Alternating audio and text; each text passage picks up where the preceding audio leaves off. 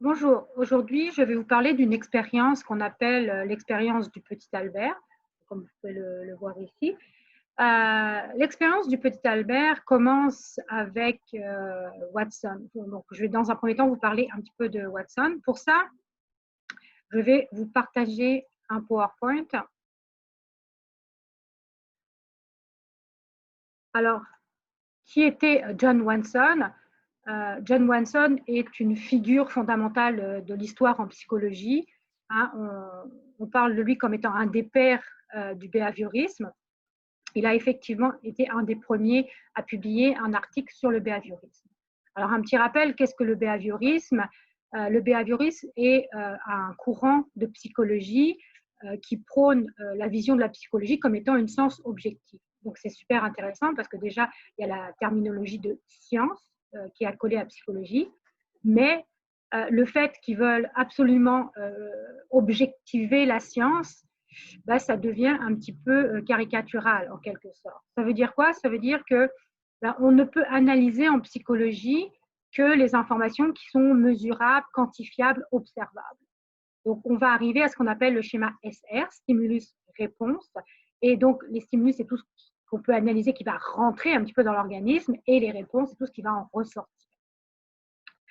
Ce faisant, on oublie quand même quelque chose d'assez considérable qui est l'être humain, l'intégralité, le fonctionnement du cerveau, les émotions, etc.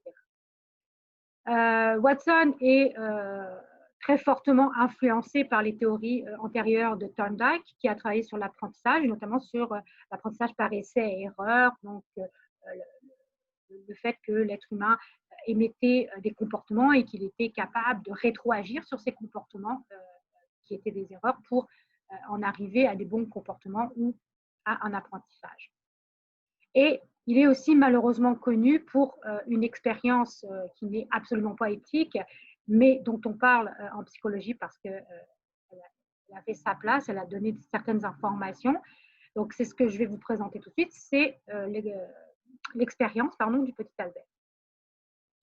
Alors, qu'est-ce que c'est que l'expérience du petit Albert? Alors, d'abord, Watson l'a réalisée conjointement avec son assistante, Rosalie Rayner, et elle a porté sur un bébé de 9 mois. Au cours de cette expérience, qui est en fait un apprentissage, ils ont utilisé un conditionnement de type pavlovien. Pavlov avait déjà émis ces informations par rapport au conditionnement, qu'on était capable de faire apprendre un organisme animal par conditionnement, des chiens notamment. Et Watson va essayer de reproduire un petit peu ce schéma-là chez des êtres humains, notamment chez un enfant. Donc, ce qu'il veut, c'est essayer d'apprendre la peur, enfin, ou de générer un sentiment de peur, une réaction de peur chez un individu qui ne réagit pas de façon effrayée à un stimulus. Alors, pour ça, il va prendre, l'expérience va se faire en 3 grandes étapes. La première étape est le fait de trouver un stimulus neutre. Donc, il présente plusieurs animaux, dont des rats à un enfant, et on ne voit pas de sensation de peur, on y voit plutôt une sensation de curiosité. Donc, première étape. Une fois que ça c'est bien établi, ce qu'il va faire, c'est réutiliser ce stimulus neutre, qui est le rat, et l'accompagner systématiquement avec un bruit extrêmement fort qui fait sursauter, voire pleurer l'enfant. Donc, un bruit plutôt négatif. Et à force d'association du stimulus neutre et du stimulus négatif, qu'est-ce qu'on va voir apparaître? C'est quand on présente le rat, qui n'est plus du tout un stimulus neutre à ce moment-là, on va voir apparaître une nouvelle réaction, qui est une réaction de peur. Donc, à ce moment-là, le stimulus n'est plus neutre, mais on parle d'un stimulus conditionné. Alors, Watson a réussi son expérience, il a démontré que le conditionnement était possible chez l'homme, mais malheureusement, ce faisant, il a généré une phobie chez un enfant. Et c'est clair que même si on peut apprendre par conditionnement, ce n'est pas la seule forme d'apprentissage. Alors, il y a eu plusieurs informations qui sont arrivées. Qu'est-ce qui est arrivé à Albert, etc. Qu'est-ce qui s'est passé? Qu'est-ce qu'on peut en tirer aussi de cette expérience? Alors, qu'est-ce qui est devenu Albert? En fait, c'est un enfant qui est décédé assez jeune. On a retracé un peu son parcours longtemps après, puisque c'est dans les années 2010 qu'on a pensé avoir trouvé qui était vraiment Albert, parce qu'Albert n'est pas son vrai nom, mais un nom qu'on a donné pour l'anonymat de la recherche.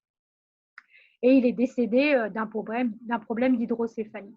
Alors la question qui s'est posée, c'est est-ce que Albert était malade au moment, est-ce qu'il avait déjà des troubles neurologiques? Certains pensent que oui, d'autres que non. Il y a une grosse controverse par rapport à ça.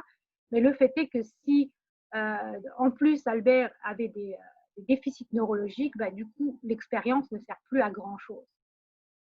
De toute façon, que l'expérience soit faite sur un enfant avec ou sans problème neurologique, c'est clair que c'est une expérience déontologiquement douteuse, comme on l'a déjà dit, et ça aura au moins permis de se poser des questions. Qu'est-ce qu'on peut faire? Qu'est-ce qu'on ne peut ne pas faire au niveau de la science, que ce soit avec des humains ou avec des animaux? Et donc, à ce moment-là, de commencer à établir des codes déontologiques au niveau de la recherche. Alors, l'expérience du petit Albert, vous en entendrez parler souvent dans les études de psychologie, c'est un incontournable et il faut donc en retenir les conséquences. Oui, on peut apprendre par conditionnement, même des choses aussi improbables peut-être qu'une phobie. Et il faut faire attention à ce qu'on a le droit de faire en science et ne pas tout se permettre, donc adhérer au code de déontologie. Je vous remercie de votre attention. On se voit dans une prochaine capsule.